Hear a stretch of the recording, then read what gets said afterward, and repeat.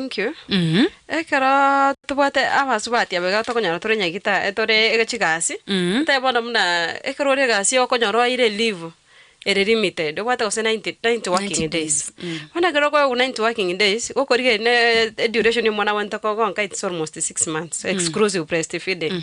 Abuna kero tageto mwana ogo immunity yawe ebe biya. Nko chitore tu advice abasubati kero umuntu tware pump. Kwapa otware pump, you pump. But you make sure you do it hygienically. Because you can do it. Mana kwa nande chukara ntero mwana emechana. Ti infection no chikurwera gawo. Ekaro wate pump una pump maziwa yako vizuri. Wanya ko bwato monto trust eti na rora mwana mabere.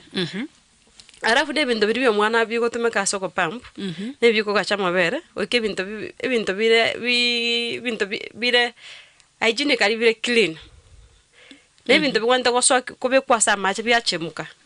Rito goro kango go sterilize. You sterilize the equipment. Yeah, to make the baby safe. Wana karo kwa pambira mabara rio mwana, no wente ko nyabeke fridge. Ekaro ko nyabeke fridge. Ikobo na alia condition kwa nyabeka iko sawa. But ekaro ikeri chinso mwana kwa ego, yule mwenye amebaki na mtoto atakuwa anatoa abegeta mache ready are warm. Obe kanya neri gonkiririo mwana olitereka mache are warm. So that achikoba temperature emuneri ya mama mwabona. Abe warm. So that imana ko mwana. Lakini talito kuruse fridge direct internet wa mwana.